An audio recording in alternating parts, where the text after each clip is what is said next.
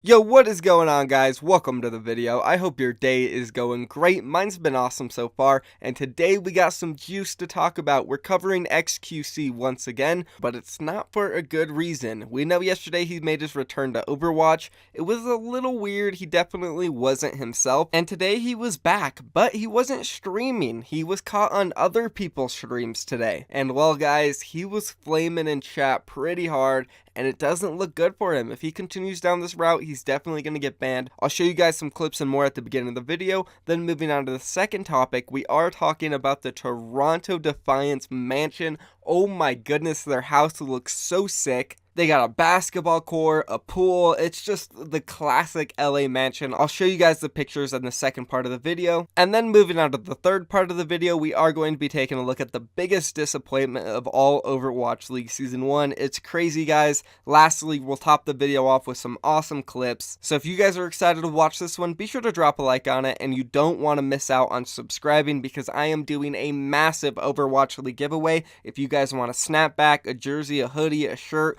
whatever it is, I have it and I'm giving it away. All you have to do is subscribe and stay tuned for more details on that. And now let's go ahead and start this video off by talking about XQC. As promised, guys, he was playing Overwatch today, but unlike yesterday, he wasn't streaming at all. If you guys didn't see the video yesterday, he was live on Twitch, but not on his main account, so a lot of you guys didn't know or see it. He was playing on an alternate account similar to what Defiant did last week, but he streamed and he looked really depressed, unhappy, and today the saga continued. He wasn't streaming, but he was caught on another guy's stream in a few ranked games under Guru. Now, Guru was on his team, and he was being nice, he was excited to play with XQC, but XQC was just tilted, man. He was typing and flaming the enemy team in the chat the entire time. Like, he went really far. At the end of the game, he told the guy to quit Overwatch and that he was an effing P-word just because XQC's team lost, and it wasn't like a bad game. It was very close. His entire team was communicating, and I just don't see why XQC needed to say this stuff, especially knowing that he is in hot waters with Blizzard, and they're going to ban him. It doesn't matter if you're streaming or not. I'm not too sure what XQC thinks. Maybe his thought process is that, oh, if I'm not streaming, I won't get caught, or maybe I won't get in trouble. Who knows? But that's definitely not a good idea to be out there flaming people like this. So let's go ahead and roll the clip so you guys can see exactly what XQC did say. Alright, so again, unfortunate, we do have copyright issues, but we can take a look at this clip together. Pay attention to the chat. So we have this Chaz guy on the enemy team. He's playing Reinhardt against XQC, and he says, "Not fancy." Then XQC responds and says, "You have a 3-stack and 2 Smurfs, And then they just go back and forth. Excuses coming out from Chaz. Linkser says something. By the way, he's in this game. We have a bunch of popular people in this game. Blase from Boston. Then here comes XQC with the response. He says, "I've been fucking you forever. You're horrible." And then Guru responds to this. Oh, XQC is talking some shit, dude.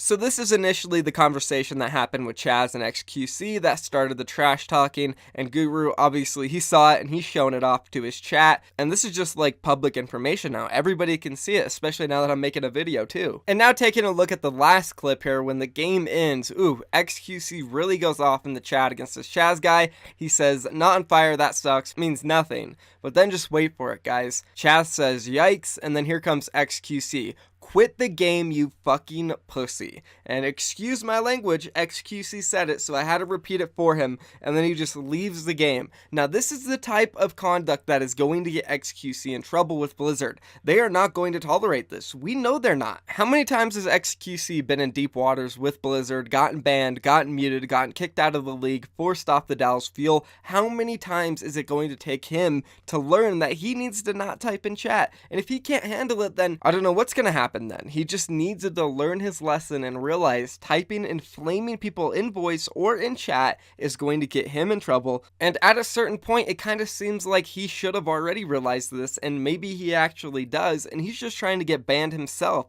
But if he wanted to get banned, I feel like he would do something like that on a stream. I feel like maybe he's testing the waters here, trying to play Overwatch and seeing if he can control himself. Obviously, from what we've seen today and what we've seen yesterday, it doesn't seem like he can't control himself. Either he's going to be majorly depressed because he's not communicating in voice, or then he's going to decide, alright, I'm going to try to communicate in voice and talk to my teammates, and then he ends up flaming people in the chat. So I think XQC's little experiment here where he's playing Overwatch but not on his main stream isn't going so well, and he might be learning that he just has to quit the game because clearly he cannot handle not being himself, and I don't blame him. It's tough not acting like yourself. It's tough not doing what you want to do. Restricting yourself is always hard, especially at the level XQC is at, because he is an extreme entertainer. He will do what it takes to make people laugh, and when he can't do that while playing Overwatch, it's gonna be tough. So my advice to XQC, which probably doesn't matter at all to him, is to just quit Overwatch, man.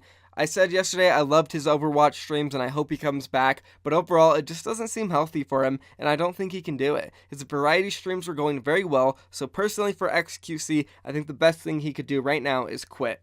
And that's pretty much it for XQC, guys. Let me know down in the comments what you think about this whole situation. What should XQC do? What's on your guys' minds? Share it with me. And now let's move on and take a look at the Toronto Defiant team house because, oh my goodness, they're in Beverly Hills and it's insane looking. So this was an article posted on dailyhive.com by Rob Williams, and he's pretty much covering the whole thing, and he's got exclusive photos, and he said this down below. The mansion has 8 bedrooms, complete with a basketball court and outdoor pool. So 8 bedrooms is almost perfect. They have 8 players on their roster. I'm assuming that some of them might have to share a room because obviously the coaching staff is going to be living with the team. So that's probably 2 or 3 extra people that they will need to fit in. But overall, 8 rooms is huge, guys. A basketball court and outdoor pool. That's sick. Also, it says some renovations will be made to the house before the gamers move in, including a touch of Toronto branding, plus a bunch of computer equipment.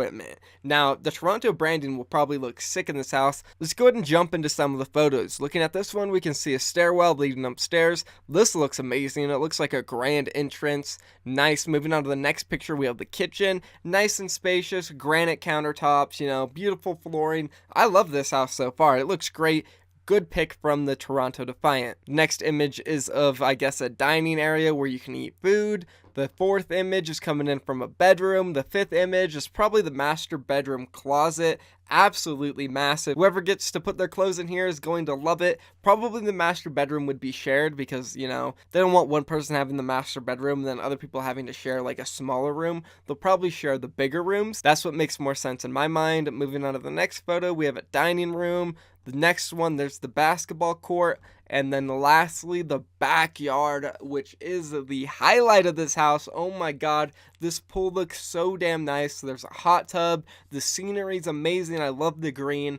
What else can I say about this house, guys? It's amazing. Toronto Defiant, they really hooked it up for their players going into the next season. I love it. Just like the Atlanta Reign, they also hooked it up. We've yet to see that house yet. It's just being hyped up by the players. Maybe once all the houses are out there, I can do a top 10 house list. That would be really fun. Somebody did recommend that before, so let me know if you guys would be interested in seeing that. Anyways, let's go ahead and move on to the last topic of the video, which is the biggest disappointment of Overwatch League Season 1. And yes, guys, it is a disappointment. You already know. It's the 0-40 Shanghai Dragons. It's almost impossible for Shanghai to not be the biggest disappointment of Season 1. The Shanghai Dragons are the biggest disappointment of all esports in that year, 2018. ESPN did an article on this saying why Shanghai Dragons are the biggest disappointment and how it was almost impossible for them to not win 1 game out of 40 matches. That type of losing streak is literally unheard of. It doesn't matter what you're talking about, even if it's traditional sports like football, baseball, basketball, hockey, whatever it is, it doesn't matter. If it's esports, CSGO, League of Legends, whatever, it doesn't matter. That type of losing streak never happens. So ESPN wrote an entire article about the Shanghai Dragons being the biggest disappointment of 2018, which is mega sad. It's so sad. Of all sports and gaming leagues in the entire world, ESPN had to choose our Shanghai Dragons, who went 0-40, which I do agree with them. It's the biggest disappointment of the year, no doubt about it. But damn, ESPN wrote a full article about it. That's crazy. I really do hope every single team shows up this season. If we have a repeat where another team goes 0-28, that would be sad. That would be really bad for the league. I want every team to win at least 1 game. Let me know if you guys agree with that, because I would really hate to see another team go winless. Oh man, I'd cry. Their fan base would cry. Anyways, let's move on now to the last topic of the video. I want to take a look at this amazing clip from Ryujehong's stream. It's so cool. They were about to get backdoored, and he called it out, and everybody gunned to the cart, leaving them 0.001 meters left until the other team capped, but they did save it. It was crazy. Roll the clip. 마우스 왜 이렇게 빠른 거야? 얘네 망치. 야 화물! 나이스!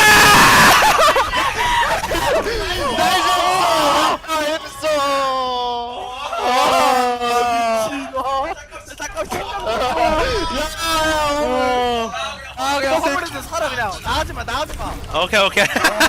Holy crap, that was so close. Thank God Ryujehong saw that and they barely saved it. What an amazing clip. Anyways, if you guys enjoyed this video, be sure to subscribe. Stay tuned for the massive giveaway. That's going to be it for me today, guys. Love you all. Thank you for watching. Peace.